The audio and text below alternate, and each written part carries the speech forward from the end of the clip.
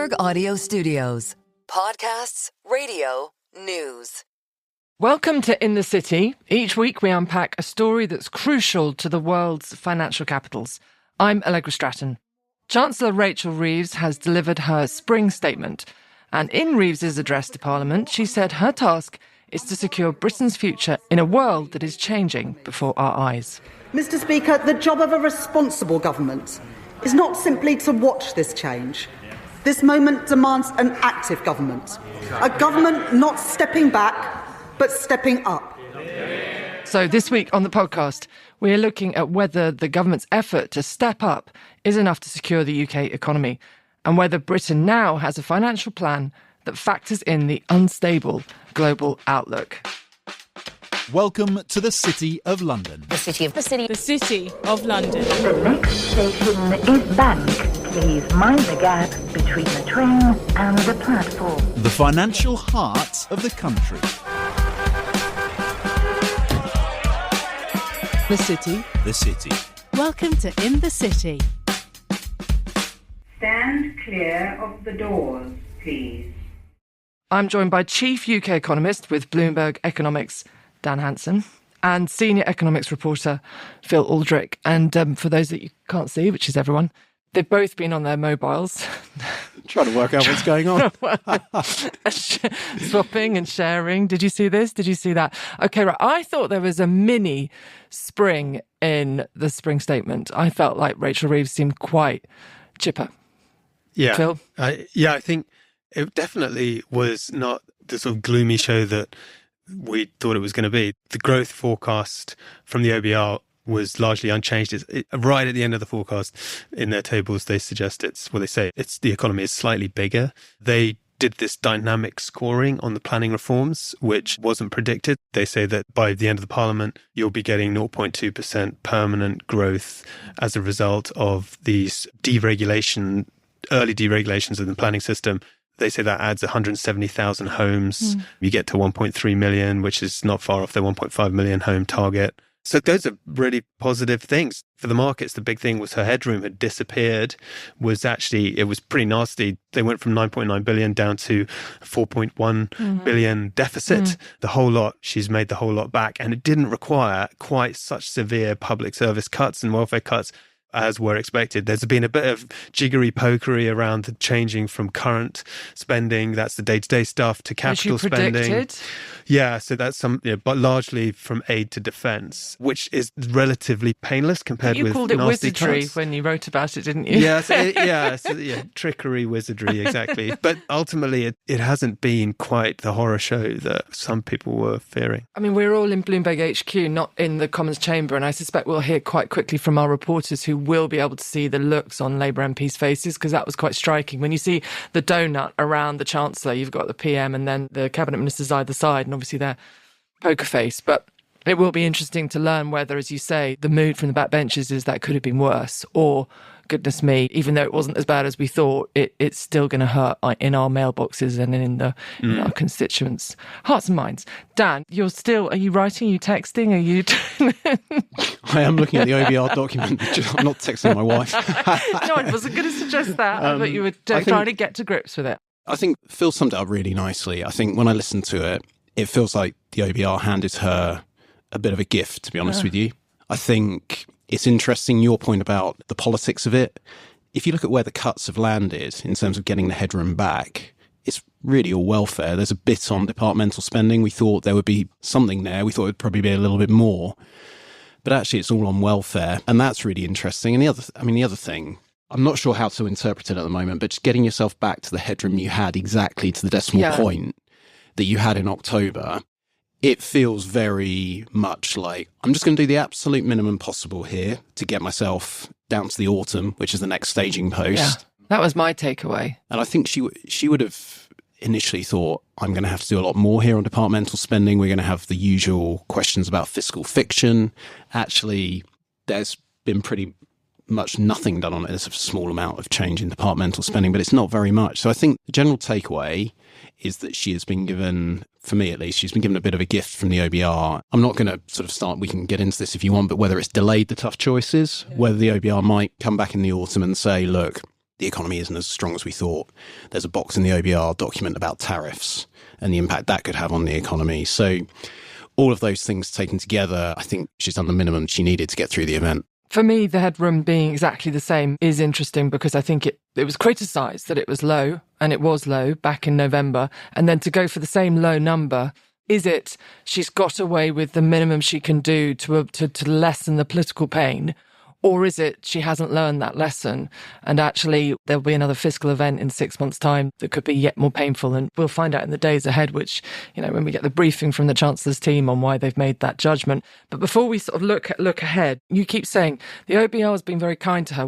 They've been kind in being dynamic about how they think planning reforms will in the end deliver the growth that the government wants. Yeah, I mean, there are a couple of bits of it. So there's that bit of it, which we weren't expecting. And we spoke on the podcast previously about all of these policies, and Rachel Reeves said it in her speech. They take a bit of time and you've got to be patient.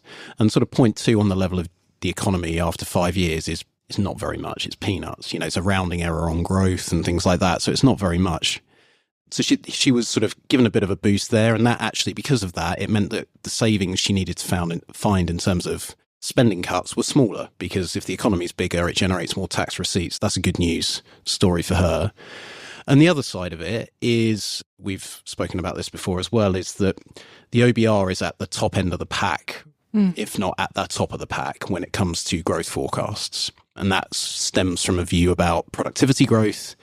And they've sort of made a point in their document that they think the level of productivity will be a bit lower than they thought in October. But actually, if you look at the growth numbers, they're still pretty strong. You're not shy of 2% in most years.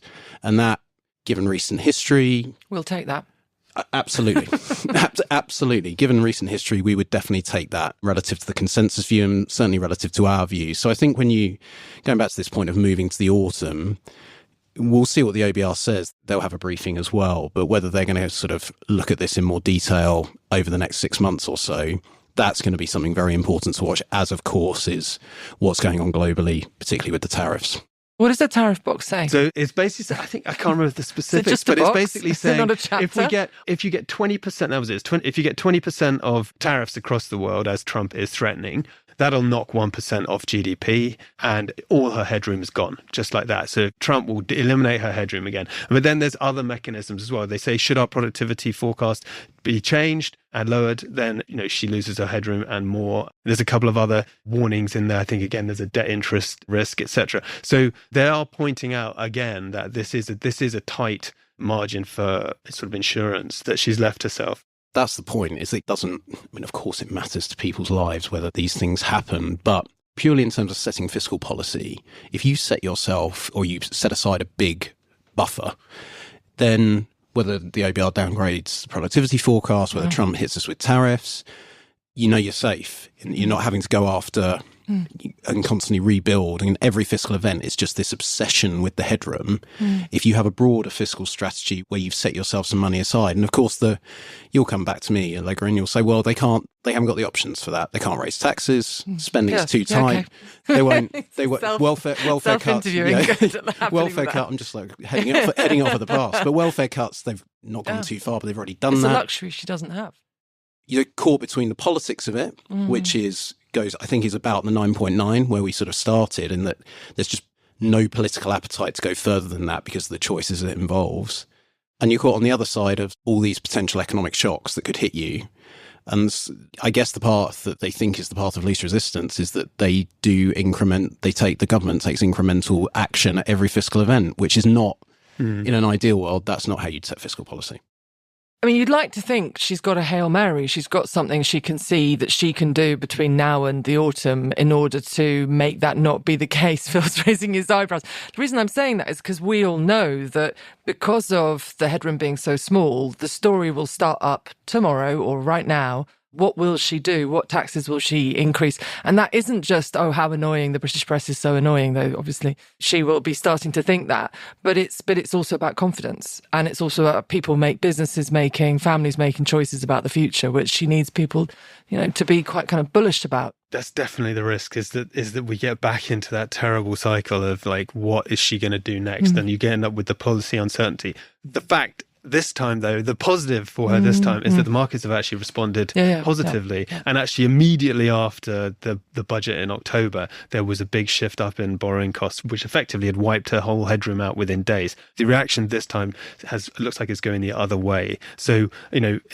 if there is a Hail Mary, it may be that the markets are beginning to swing behind the Labour agenda, and that could help her. Obviously, the other things out there in the world, you just can't ever plan for this stuff, which is why you should have 25 billion of headroom, because it gives you enough to absorb any shocks. But they haven't done that. So outside of, something external, which they'll blame on the world is changing, as is now the repeated mantra, this appears to have been received a lot better than October. You mentioned there the Labour agenda and the market swinging behind it. You guys did this amazing piece of work that was in one of our podcasts recently about that's the scorecard, we'll call it. You called it. And you gave numbers out of 10 for each area. And obviously 7 out of 10 you gave to planning. And today the OBR's kind of done the same. Yeah, absolutely. I mean, we've been saying it for a while, of all the things that Labour they've announced, I think they've announced a lot of positive things. So investment spending, they've lifted that. So it's at least flat as a share of GDP. It was falling as a share of GDP before. Planning reform. You obviously have to take it, as we said in the scorecard, slightly with a pinch of salt, in that getting up to 300,000 homes a year is basically doubling the number of homes that are built every year. So it's quite a big number and a big move. Nonetheless, the economic benefit from it, which the OBR have recognised, I mean, it's not huge. 0.2% on the level of GDP isn't massive, but it's not nothing. And I think the OBR, going back to your question to Phil about questions in Downing Street about the OBR, are they getting people's backs up? I think they have certainly lowered the bar for scoring policies like this and putting it into the forecast. So things like planning reform, things like labour supply. So that's new, is it? Well, it has been new over the past few years. So Jeremy Hunt's NICS cuts, they scored positively. Obviously, the flip side of the rise in employer national insurance in October was that they scored that negatively for the economy, but capital expenses, they scored that positively sort of in the medium term to long term. And they hadn't been doing that. So I think they're listening, certainly, to the criticisms that have been made. But as I said at the start, these things do take time. But I think the planning reform thing, yes, of all the things that have been announced, that's, if you're trying to get out of the sort of malaise and thinking about, that's the most exciting policy for me that Labour have announced. They've come out and they seem pretty serious about making inroads into the planning system as well. Phil, other bits of the scorecard, would you make any changes in the quite brutal numbers you gave some of the other bits of the agenda? I suppose we could raise the labour market. We had the 1 out of 10 score for their efforts to get employment up to 80%. And you could say that some of the welfare changes may deliver some change, some positive change there. And I think the OBR has one of the generous gifts that, as Dan put it, that they've given them is a sort of better labour market outlook. So they're just saying that the picture is generally a little bit more positive there. So maybe we could go from 1 to 3. I suspect that's a pretty good place to leave it. And you both have to write now, don't you? Try to, yeah. All right. Dan Hanson, Phil Aldrick, thank you very much. Thanks for listening to this week's In the City from Bloomberg. This episode was hosted by me, Allegra Stratton. It was produced by Summer Sadi and Moses Andam, with sound design by Blake Maples. Brendan Francis Newnham is our executive producer. Special thanks to Dan Hanson and Phil Aldrick. Please subscribe, rate and review wherever you listen to podcasts.